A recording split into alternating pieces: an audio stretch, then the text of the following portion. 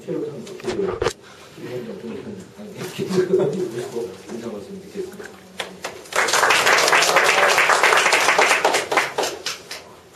지난 30일 날 낙검수에 한 30초 출연했는데 정봉주 전 의원이 왜 그렇게 인기가 많은가 제가 실험해 보겠습니다. 직접 보지도 않으신 분이 불발탄인 걸 바로 아시고 왜 불발탄 터뜨렸냐고 아직 제가 우리 서민들의 마음을 온전히 이해하고 온전히 전달하는데 그 부분 불발탄처럼 좀 부족합니다. 앞으로 더욱더 우리 서민들의 마음을 제대로 이해하고 그래서 온전히 전달할 수 있는 사람이 되도록 노력하겠습니다. 그런 측면에서 오늘의 이 토론회가 저와 같은 사람들에게 매우 필요한 게 아닌가 생각합니다. 어쨌든 한미 FTA를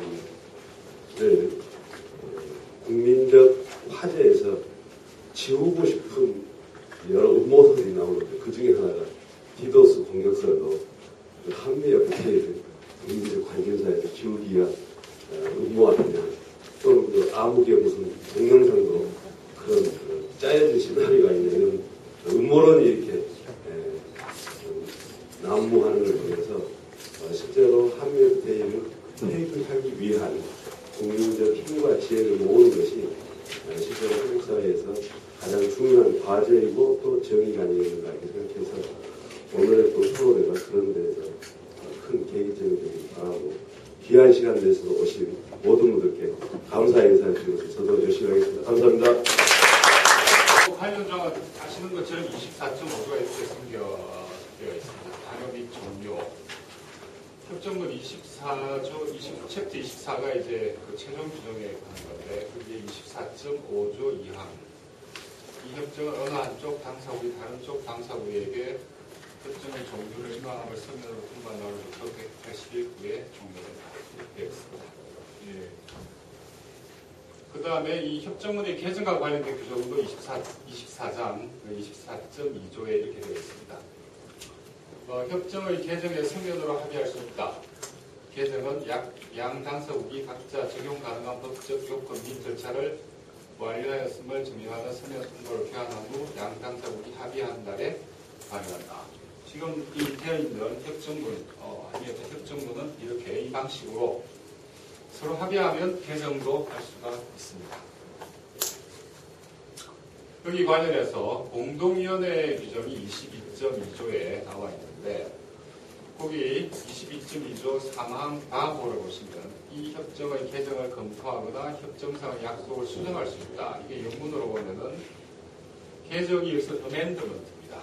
두 개의 개정에 뜻하는 게 어멘드먼트와 리비전이 있는데 리비전은 좀 더 포괄적인 개정을 의미하고 어멘드먼트는 어떤 개별 항목의 개정을 의미합니다. 그래서 이 개정을 검토, 원문에는 consider 할 수 있다. 이렇게 되어 있습니다. 어멘드먼트를 consider. 여기 consider가 들어간 이유는 공동위원회가 예를 들어 미 의회의 동의가 필요한 부분에 대해서는 그 의회 동의를 받아야 되기 때문에 검토, consider 할 수 있다. 이렇게 되어 있는 겁니다. 그 다음에 이 협정사의 약속을 수정할 수 있다는 있는데 이 약속이 커미트먼트, 그러니까 말하자면 양어표라든지 유보안이라든지 협정문상에 예를 들어 관세 양어표 몇 년 후에 철폐한다 혹은 뭐 어떻게 한다 그래서 유보안 예를 들어서 뭐 평행유보로 되어 있는 걸 뭐 바꾼다든지 미래유보의 내용을 바꾼다든지 하는 이런 경우입니다. 그래서 협정상의 약속을 커미트먼트를 수정할 수 있다. 이렇게 공동위원회의 권한입니다. 해서 이런 그 22.2조 3항 4호에 근거해서 향후에 만일 한미 FTA가 이 형태대로 발효가 된다면 공동위원회를 통해서 이 협정문 개정을 요구할 수가 있습니다. 사실 뭐 공동위원회 뭐든 FTA 다 들어가긴 하지만 담배 FTA 같은 경우 보자면 뭐 옛날로 치면 총독부 비슷한 거죠 뭐. 네. 그렇게 뭐 이해하셔도 될 것 같습니다. 그래서 이제 관련된 또 비엔나의 협정의 폐기와 관련되는 개정 등 관련된 비엔나 조약법을 살펴보면은 이렇게 되어 있어. 39조의 조약은 당사국 간의 합의에 의하여 개정될 수 있다. 뭐 중요한 이야기고요. 그 다음에 제5부에 보면은 부적법, invalidity, 그 다음에 종료, termination, 시행정지, suspension에 관련된 규정이 나옵니다. 그래서 invalidity는 착오, 기만, 위협 등에 의해서 체결된 조약은 부적법다. 이렇게 할 수 있다는 이야기고 54조가 종료에 관계되고 57조가 suspension에 관계됩니다. 그래서 그 조약의 규정에 의거하는 경우 각각 조약의 종료와 시행정지를 규정하고 있다.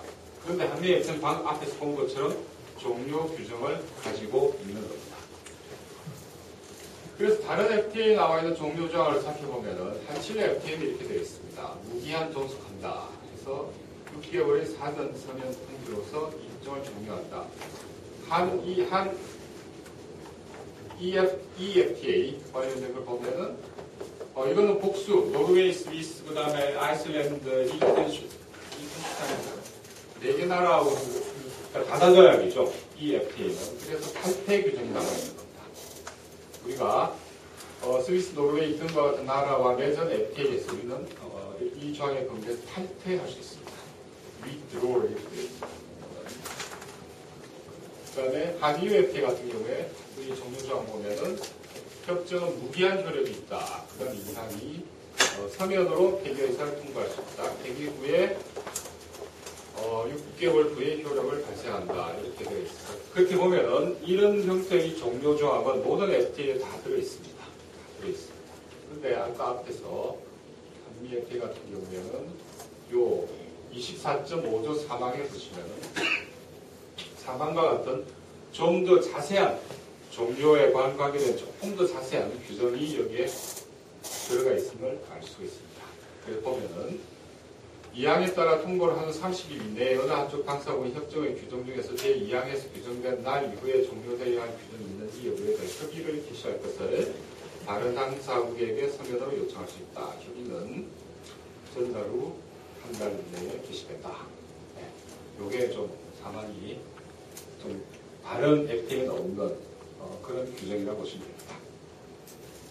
그 다음에 그럼 이런 선례가 있는지에 대해서 관련되는 문헌을 찾아보면은 우리가 48년 이후부터 지금까지 약 60건을 폐기했는데 그 중에서 당사국의 폐기 의사에 기하여 종료된 조약수는 약 30건 됩니다.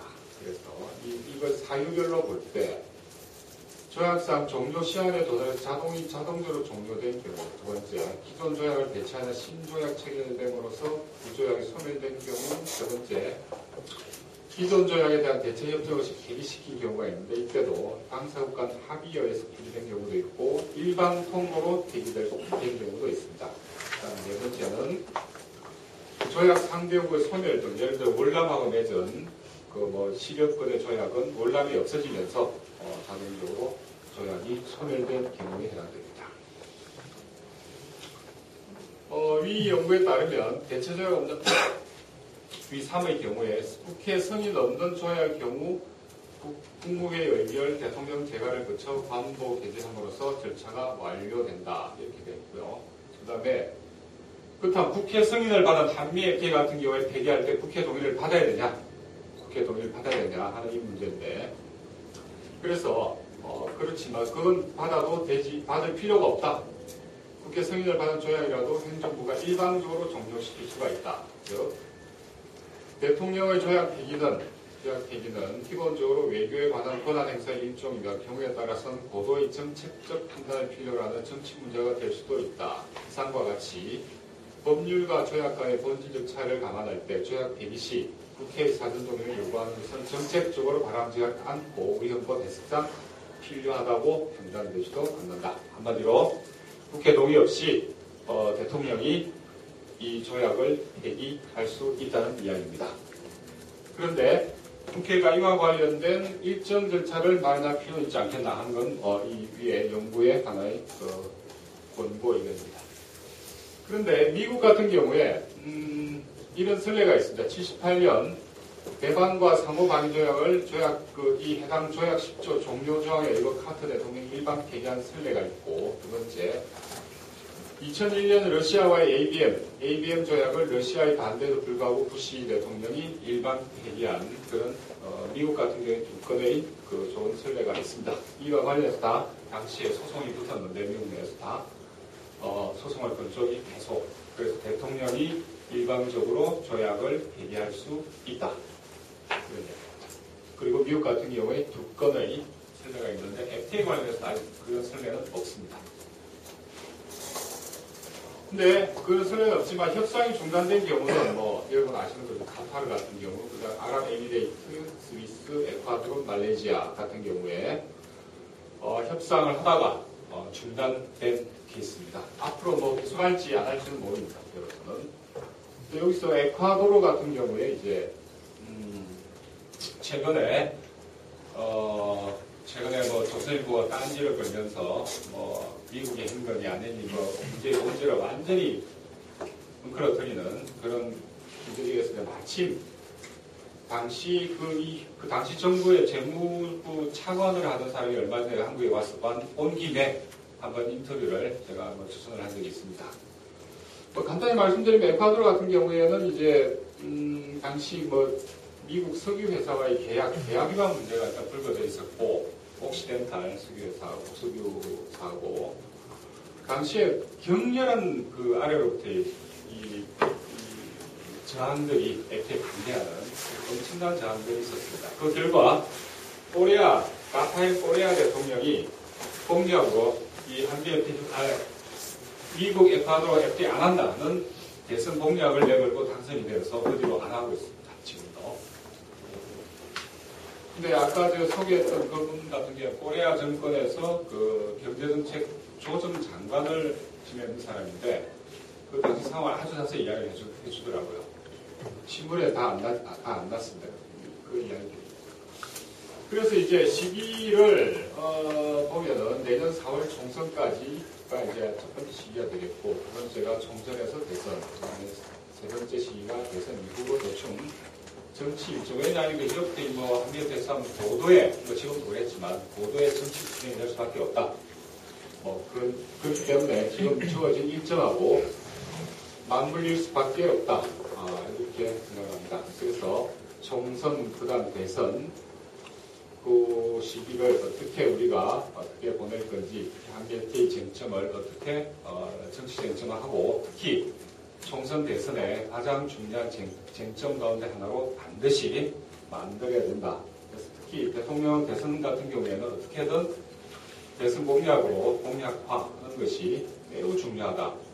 그리고 총선 과정에서도 각종의 여러 가지 이 승그라와 열린 정치 공간을 최대한 활용하면서 FTA 반대 투쟁, 대리 투쟁을 새롭게 조직하고, 그 기도 과정에서 국민 대중들의 지지를 확보하고 그것을 또 공고히 하는 그런 과정이 필요하다. 그런 의미입니다. 그래서 여기 나와 있는 것처럼 결정적인 것은 국민의 힘이다. 폐기에 대해서 60% 이상의 국민적 동의가 준비되어야 되지 않겠나.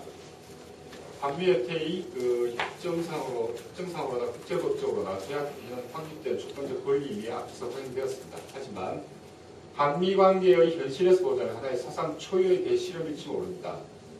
실로 요즘에 난 이거 조선 역사 그 진척사는 1000년 이래 최대의 사건이라고 했는데, 뭐 제가 조금 뻥을 쳐서 조선 역사 2000년 이래 제1대 사건이 될지 모른다 하는 그런 의미에서 말씀을 드렸습니다. 뭐 그렇기도 하죠. 한미관계 현실에서 보자면 우리 역사 2000년 이래 최대 사건일지도 모릅니다. 뭐 개인적으로 보고 있습니다. 그러나 적어도 절차적으로 폐기 곧 일방 종료는 예상 가능한 모든 구제 수단이 소진되었을 때 선택할 마지막 비상구라는 관점에서 접근하면서 국민 대중들을 설득해야 한다. 다시 말해 이례적 조치가 아니라 이 설득 과정의 마지막 종착점이 폐기라는 의미입니다.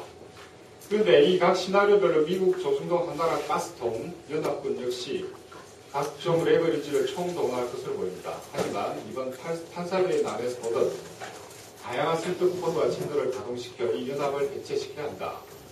그냥 방치 후 배제하는 것으로는 그러니까 폐기에 대한 안정적 다수를 확보할 수가 없다. 그러니까 가스통이 스스로 터지게 하자는 말입니다. 그래야 만에 하나 폐기선언 이후 있을 대반동 혹은 역풍을 무력화시킬 수 있을 거라고 봅니다.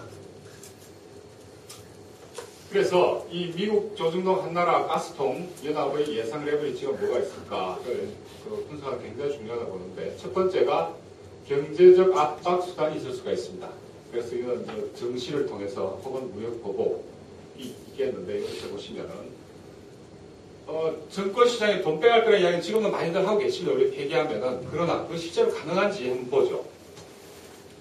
그리고 이 표를 보시면 이건 한국은행 그 한미 국제투자대조표인데 자꾸 정부가 우리가 미국에 투자한 돈이 더 많다고 자꾸 거짓말을 하잖아요. 이 표에 보시면은 2010년 기준 우리가 미국에 808억 달러를 투자했고 미국이 우리한테 2263억 불을 투자했습니다. 비교도 안 돼요. 미국이 우리한테 투자를 많이 했어요. 비교도 안 되게. 근데 저 정부놈들 이야기 들어보면은 요 직접 투자 요것만 이야기를 해요. 직접 투자 215, 260 다 합치니까 우리가 더 많다. 그래서 말도 안 되는 이야기를 하고 있는 거죠. 객관적 사실조차는 막 이 수록이 오르는데 여기 근데 직접 투자 금액을 보시면은 미국이 267억 불, 우리가 215억 불 건데 여기 보시면은 간접 투자를 증권 파생 기타 금융상품이나 간접 투자를 보시면 미국이 약 2천억 달러를 우리나라에 간접 투자하고 있습니다. 그걸 통해서 어마어마한 액수를 뽑아가는 거죠. 반면에 우리 같은 경우에는 한 500억 불, 그죠? 한 500억 불 가까이를 미국에 간접 투자하고 있습니다. 우리도 이 표를 보시면 아시겠지만 2000년대 초하고 비교해 볼 때 정권 투자 같은 경우 엄청 늘었습니다. 직접 투자도 엄청 늘었고요. 특히 미국 같은 경우에 지금 이 정권 투자 금액이 쭉 보시면 600에서 2002년 지금 1700억 불까지 끊임없이 증가하고 있는 추세다. 이렇게 물론 2008년 같은 경우에 금융위기 때입니다. 돈이 쭉 빠져나갔죠. 쭉 빠져나갔습니다. 그래서 이 말을 제가 이 표를 왜 인용하냐면은 한국이 미국으로서는 여전히 수익을 낼 수 있는 투자처이자 특히 여의도는 월가의 ATM 현금 인출 가운데 하나입니다. 월가 여의도가 그렇기 때문에 이거를 뭐 그냥 냅다 버리고 할 수 있는 그런 성격의 것이 아닙니다. 동시에 미국 정부가 양아돈다고 그러면 회사한테 지실 때라도 돈 빼라 할 수 있는 그런 구조가 아니라는 이야기죠. 이제 그리고 예컨대 KT 같은 경우도 그건 저 직접 투자입니다. 지금 뭐 사실상 KT가 이미 외자의 수익이 너무 오래되지 않습니까? 그리고 보면은 내년 어마어마한 배당금을 챙겨가는 황금알을 낳는 거위 역할을 하고 있는 거죠. 투자 이 대기업. 그래서 수익이 나는데 돈을 왜 빼냐 하는 이야기입니다. 쉽게 말해서. 그러나 그럼에도 불구하고 이런 부분에 대중의 막연한 그 심리적 불안을 어떻게든 조직하고 동원할 가능성은 얼마든지 있습니다. 만일 사태가 벌어진다면 그다음 무역보복 이야기도 많이 하는데 제가 촛불 때도 그랬습니다. 뭐 미국이 무역보복할 거다 그런 이야기인데 제가 그때 서울시청 앞에서 뭐 그때 그렇게 이야기한 적이 있는데 도대체 무역보복을 당하면 얼마나 나갈까 제가 계산을 한번 해보니까 국민 1인당 900원이에요. 최악의 경우를 제가 상정했을 때 근데 그것도 가능하지 않은 시나리오입니다. 그래서 보면은 WTO 이런 규정이라는 볼 때 일방적 무역보복은 사실 금지되어 있는 사람 그걸 할 수가 없습니다. 그다음에 하지만 미 국내법 차원에서 여러 가지 뭐 우리 약 올리기 내지 짜증나게 만든 이런 것들을 하지 않아. 그리고 그걸 통해서 대중의 불안을 설명할 수 있죠. 그 다음에 지정학적 리스크 부분이 있습니다. 한반도 적정 긴장의 관리를 통해 정치 경제적 이익을 극대화시켜 미국의 동아시아 전략을 볼 때 북한을 자극해 지정학적 리스크를 부각시킬 가능성이 높다. 하지만 한국은 미국의 최대 무기 수입국 가운데 하나이고 나아가 중국 변수를 함께 고려하면 긴장의 격화가 무력 충돌까지 에스컬레이션 될 것으로는 보이지 않는다. 이런 판단이고요. 그 다음에 대국민 심리전 국민 여론을 놓고 전쟁의 범과 격전이 예상된다. 특히 의회나 대권 어느 하나만 우리 측이 장악했을 경우 상호 어려운 싸움이 될 것이다. 둘 다 놓칠 경우 힘든 둘 다 놓치면 뭐 당연히 매우 힘든 싸움이죠. 그래서 국민 대도안에 깊이 뿌리내린 강력한 조직이 절대적으로 필요하다. 해서 결론적으로 이영희 선생의 양 재미난 표현 오래전 한 게 있습니다. 미국이 우리 팔을 비틀 수 있지만 부러뜨릴 수는 없다. 즉 미국은 여전히 군사적 경제적으로 한국을 필요로 하고 있다. 문제는 우리의 주체적 역량이 미국이 팔을 비틀더라도 견뎌낼 수 있을지 나아가 대중의 공미주의적 자유심리를 극복할 수 있을지가 관건이 될 것으로 본다. 결국 이위 세 가지 레버리지 상수와 현재로서 예측할 수 있는 각종 사건, 사고와 쟁점들이 배합되어 서로 다른 강도와 방향으로 전개될 것으로 예상을 하고 있습니다. 만일 폐기한다면. 그래서 폐기 로드맵 관련해가지고 이건 한미협회 발효를 전제로 합니다. 발효 이전에 만든 게 다른 분이 이거 좀 더 발전하실 건데 다른 선생님들이 예 제일 싸죠. 당연히 이건 뭐 말도 비교할 수가 없습니다. 그래서 이제 발효를 전제로 해서 말씀드리면은 네 가지 정치 시나리오가 있습니다. 총선, 대선 우리가 둘 다 먹는 거, 그다음에 라는 둘 다 못 잃어버리는 것, 나라는 둘 중 하나만 먹는 거. 네, 그게 있는데, 예, 둘 다 먹으면 뭐 아까 말씀드린 그런 여러 가지 행복한 고민을 해야 될지도 모를 것 같은데, 그러나 그래도 만만치 않을 거다. 그래서 총선 승리 후 예를 들어 날치기 법안 원상협의 국내 입법입니다. 그러니까 피해 사람 실질적 대책 마련, 통상절차법을 개정하고 조약 종료 절차를 입법하고 그 다음에 뭐 기타 등등 그래서 뭐 다수당이 되면은 우리 쪽이 미국의 전면 재협상을 요구하고 대선 승리 후에 대통령의 재협상 통보 폐기 절차에 돌입하는데 이 과정에서 통상 거버넌스를 전면 대개혁하고 관련되는 인적 교체도 당연히 이거는 이른바 신미 칠적이라고 합니까? 네. 신묘 칠적, 네, 올해가 신묘년이니까 신묘 칠적들을 처리하는 문제가 또 행복하게 우리 고민할 수 있을 것 같습니다. 그런데 총선에서 이기고 대선에서 졌을 경우에 이거 뭐 나하고 나는 굉장히 힘들고 피곤한 싸움이 될 거라고 봅니다. 그래서 예, 뭐 이런 거 뭐 한번 시나리오를 만들어 봤고요. 둘 다 패배했을 경우에는 뭐 좀 생각하기 싫습니다. 그래서 여기 관련해서 우리가 총선에 승리했을 경우에 국회에 뭐 폐기 TF 등도 특위를 만들자 요구할 수 있지 않을까. 그래서 조약 종료 관련 입법 조치를 하고 미국의 손배소 관련 대응책을 마련하고 날치기 법안 원상 회복을 하고 폐기로 인한 국내 피해가 혹시 없을지 등에 대해서 각종 법률적인 혹은 제도적인 검토와 대안을 만들어 갈 필요가 있다. 그래서 미국의 손배소 관련해서 많은 분들도 그런 이야기를 하는데 엄청나게 뭐 IS 작동되고 저쩌고 그런 부분에 대해서 아주 정밀한 검토를 해야 되지 않냐 하는 그런 이야기입니다. 그렇게 우리가 총선에 승리하면 예, 일단 뭐 제가 그 준비한 시나리오는 여기까지 해서 이제 순위 큰 그림이죠. 큰 그림이기 때문에 이거는 좀 더 세밀하게 다듬고 구체화 시켜갈 생각입니다.